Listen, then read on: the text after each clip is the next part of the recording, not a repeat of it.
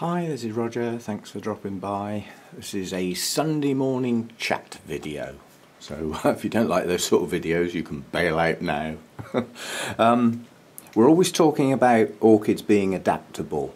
You know, they will acclimatise to different environments, even if they're not perfect. And I believe this is true. But I'd like to have a chat about how adaptable are we as people and our orchids. I'm only talking about our relationship with our orchids. Do we do the same thing? Time in, time out? Do we ever vary things? Are we adaptable? Now, for the first year ever since I've been growing orchids, I've had to become adaptable because of this heat. Now, an odd day or even a week or so of this heat, I wouldn't have batted an eyelid. Just take it in as these things happen. But when it's prolonged, and it's been going on now over 2 months, and just as an aside, it looks like it is due to have a little bit of relief. Apparently the weather is becoming changeable during the week. Well, that'll be great, because next weekend I've got 2 garden parties, one on the Saturday and one on the Sunday, and we've already had one rained off, although it was the wind that rained that off, that cancelled that more than just the rain. You know, shelters could have been erected, gazebos and things for shelter under the rain, but not with that wind. But it looks like the weather's going to break during this week. There's some rain on the cards, temperatures dropping down, back to a normal UK summer, you know. But yeah, I've had to adapt. Now, I don't change much, but I got an additional fogger in to help with the humidity. One of my older ones, it doesn't work that well. It's nowhere near as good as the black ones you can see. But yeah, I've tried to help with the humidity. I've adjusted thermostats. My inlet and my outlet fan come on earlier now at a lower temperature, because they used to just be there for when it got a bit hot. Well, it's getting a bit hot every single day from about 11 o'clock in the morning right through till sort of 8 o'clock in the evening. So I've kicked those on earlier with a lower temperature setting on the thermostat. So they start cooling the place down earlier, and it is working. It keeps it cool longer before the heat builds up. So I get a little bit more even temperatures for a bit more of the day. It's made a bit of difference. Something I didn't have to do last year, I've put an extra layer of shade netting along that long side, and I've hung it off of the roof. So it's actually a good 6 inches away from the glass. And then the next set of shade netting is about 1 inch away from the glass. So there's like a double buffer. That's helped a bit. So change there. I've changed my smaller, that's only just been done, but I've changed my smaller circulating fan for a larger one, because it gives a much better airflow without causing a gale and blowing all the leaves off. So little changes, and a couple of times, I don't say I've done it, I don't show doing it, because I still don't recommend it. But for a few days, you know, when the temperature outside's been hot, so the air coming in is not far off the same temperature as, you know, what it is in here anyways. There's no cooling effect, but at least it does circulation and changes the air. But I've actually been going round with the sprayer and absolutely soaking the plants. Now, I don't normally do that. I've always said I keep my plants dry and my air humidity up. Well, during this heat wave, I haven't been able to keep my humidity up. So I've had to stop and think, well, how else can I do it? So by giving the plants a flipping good soak, I don't do it early in the day, because they'd sit there wet for a long time. Yeah, so I do it later in the day when everything's switched on, the fans are going full blast, and I go around and soak everything.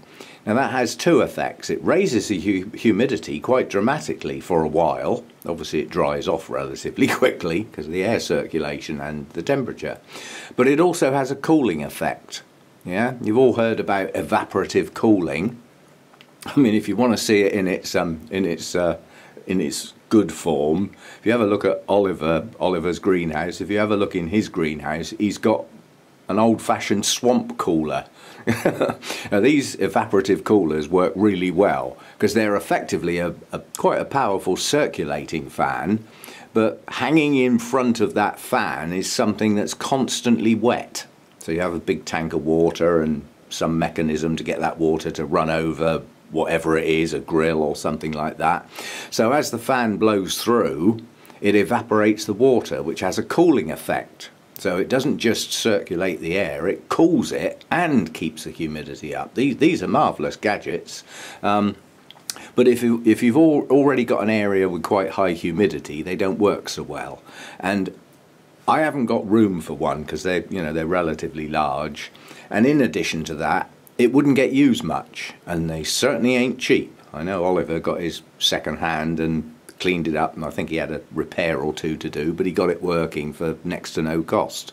So brilliant.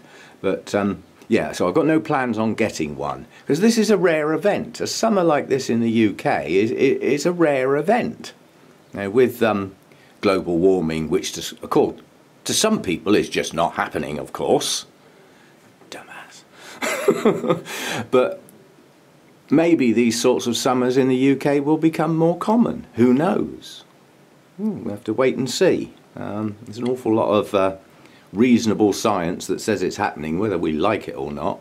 And I don't think we can stop it. We may be able to slow it down, but I don't think we're going to stop it. It's too late. Should have done that 50 years ago. Too late now. Anyway, adapting. Think about where your orchids are.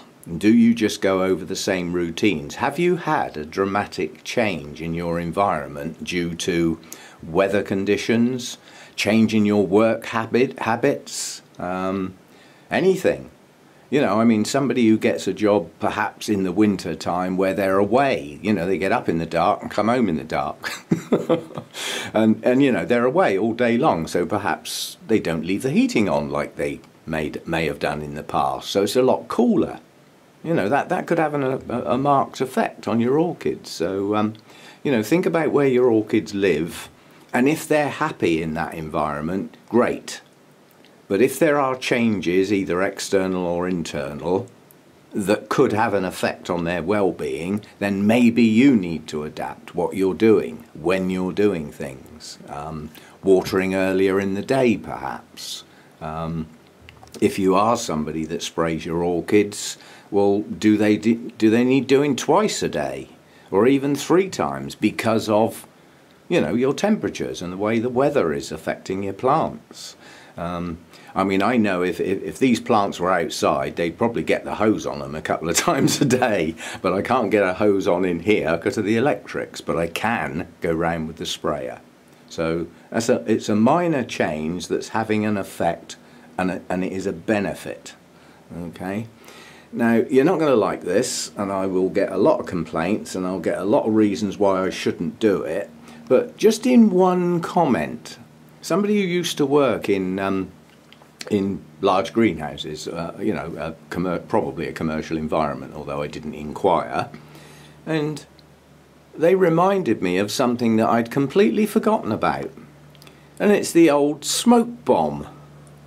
Now, you got a hell of a job to get them. I mean, the EU has fundamentally banned most of the ones that were really good because we're not responsible adults and we might misuse them.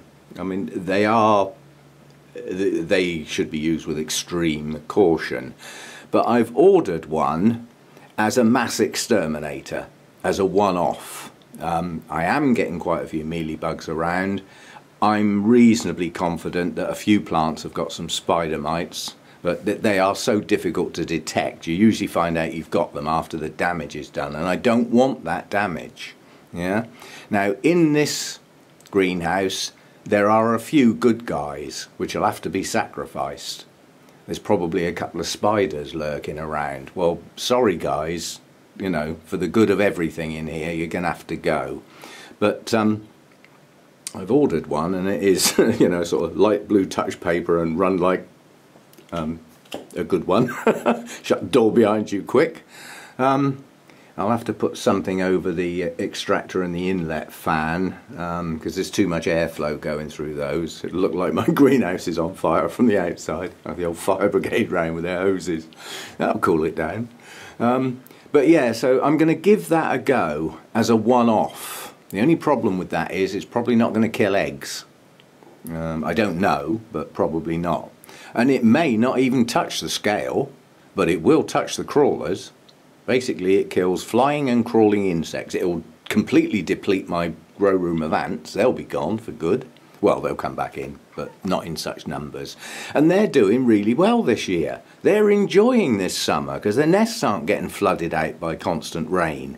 So they're doing really well. And as a consequence of them doing really well out there, there's a larger percentage getting in here. You know, that's an environmental change for them. They've had a brilliant summer and they're doing really well. I mean, there's quite a lot of birds peck at ants and things, so, you know, providing a little bit for the food chain perhaps. Anyway, so I'm going to give that a go. I don't like it, but then the sprays I've got don't seem to be winning, and they cost an awful lot of money to keep replenishing the stocks because I'm getting through them. As far as the scale are concerned, the rubbing alcohol with the Q-tips works well. Don't get me wrong, but you can only get at the ones you can see, and it's the ones you can't see that regenerate, you know, another lot for next time you come round and pick the plant up. I picked a plant up yesterday to water it, one of my cattleyas in the holy clay pots, and I know that last time I watered that, which was only 3 days ago, I actually got the Q-tip out. They're difficult to get rid of around the base of the pseudobulbs, where they can damage the dormant eyes and young new growths.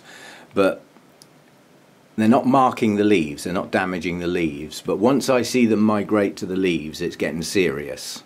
You know, I mean, I do put my plants in shows now and again, and if you've got bug damage on the leaves, you get marked down quite badly. You know, it just shows they see it as lack of care, you know, which I suppose it is. Anyway, this one particular plant, I saw a couple of scale, like halfway up a pseudobulb. So I had the plant in my hand, and as I turned it, the underside of one of the leaves was virtually white. Totally infested with scale.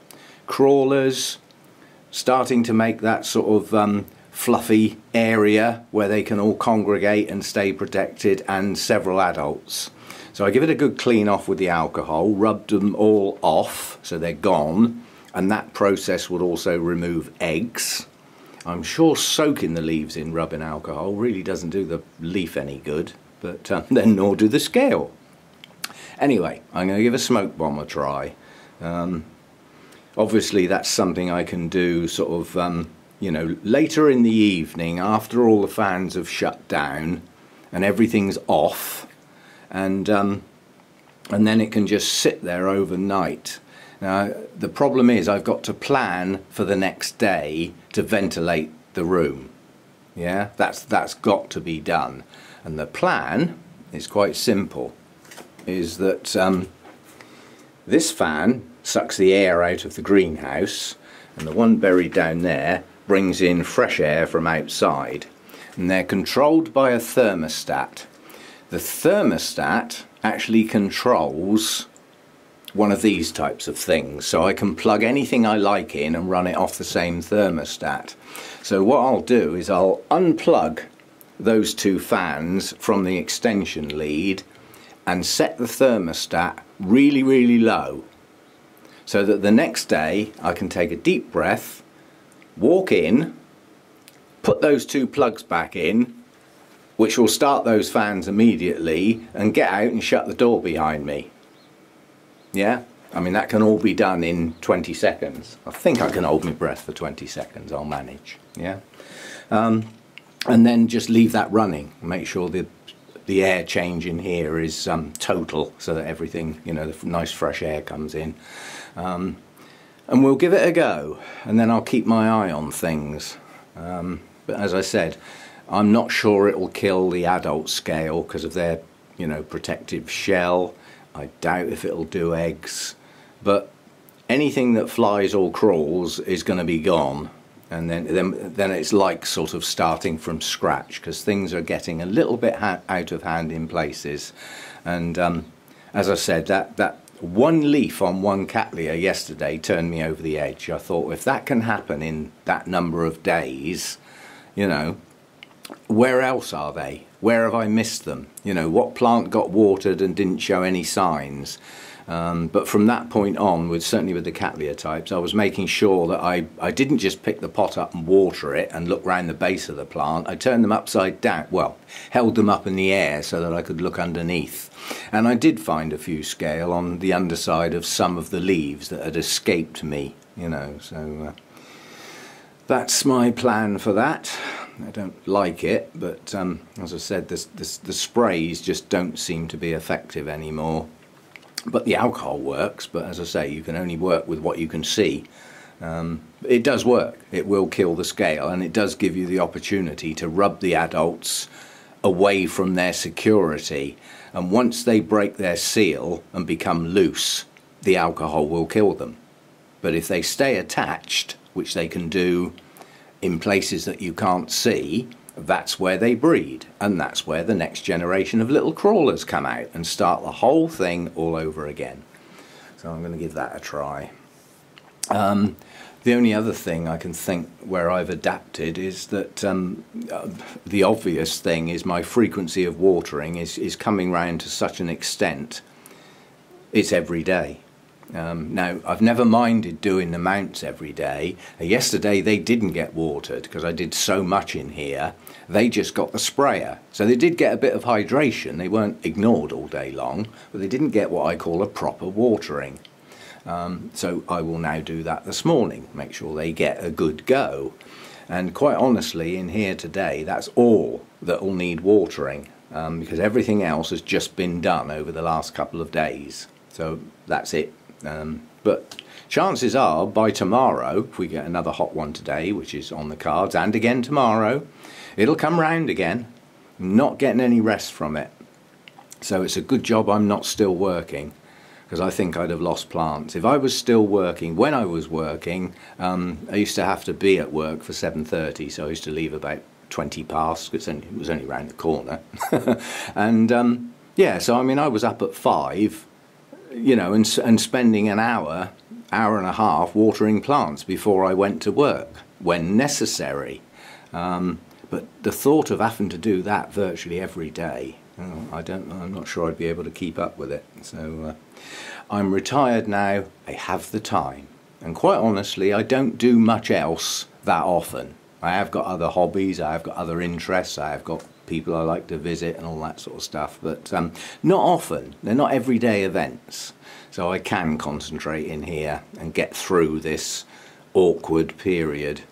Another good thing, providing these garden parties take place, is a YouTube viewer actually contacted me and said Wessex Orchid Society is probably my closest one. Could I have the sort of details? And I replied suggesting that if you fancy coming along on a social event rather than one of the more formal meetings, the garden party's coming up, where you know, it's a social event, so you know, you can walk around, chat to people, you know, all that sort of stuff. So that sounded like a good idea. And next it was a case of where is it, so I explained where it was, and the individual's going to have to get a train. So there is a station relatively close to where the event is, but certainly in this weather I wouldn't want to walk it. So I've offered a lift, as I've virtually got to drive past that station, well, within 300 yards of it anyway. So I've suggested that, providing I know what time the train gets in, I can arrange to pick the individual up and take them to the garden party. Then they would be arriving with somebody who can introduce them as a potential new member, and you know, explain who does what and all that sort of stuff, plus an opportunity to look round one of the better growers' greenhouses, which I'm looking for. I've seen them before in this case, been to this guy's place before and been shown round, but I'm looking forward to seeing it again. you know. So anyway, that's the Saturday event, and then the Sunday event is the Bournemouth Orchid Society, which is in the normal place. The Wessex one seems to vary who hosts it, sort of year by year, whereas the Bournemouth one, it's always the same people, it's always in the same place. An ideal place for it, and you know, a couple family that really don't mind hosting it, they look forward to it, so it works well. I just hope we don't get rained off. You know, there's trouble in the UK. You plan an outdoor event, you can't control the weather, and a lot of outdoor events do get rained off, have to be cancelled, whereas this year some of them have been cancelled because it's been deemed too hot. You know, and if it's out in the middle of nowhere in a field and there's no shelter and anything, some people can't take that sort of heat when it's intense all day long and you're trying to walk around and see things and enjoy yourself. So some things have actually been chopped because it's too hot. Don't think I've heard of that before, not since 1976 anyway. It was the last big one I remember. Boy, that was bad. Anyway, I'll leave it at that. It's just some thoughts about, you know, if things change dramatically that affect your environment, you may need to change your routines and the way you're working with your orchids. But it's the thoughts that are important, rather than just doing the same thing as a routine without having a think. You know, sudden cold snaps, sudden hot snaps, you know, changing from an environment with outdoor growing that's normally got plenty of humidity, you get rain quite often, and then suddenly you get a lot of rain, repeated, day in, day out. That's when the old black mould kicks in, the black rot, away go all your new growths, and that can take plants down. You know, so you may need to get your plants out of the rain for a while, because it's just too frequent. And if you're getting rain with some heat, and in between the rain the humidity is incredibly high, that's when the old rot sets in, you know. So that's when you might need to think about, am I getting too much rain on my plants? So just be adaptable along, you know, they say orchids are adaptable, but with the orchids it's a slow process. With us, we can make a snap decision and change the way we work, you know, on a daily basis if necessary. So think about your routines and think about what you do on a regular basis, and does it need a tweak? Temporarily perhaps, because of something else that's changed. So it's got to be worth having a think about that sort of thing. So enjoy the rest of your weekend, and hope your orchids are doing okay, and see you next time. Bye for now.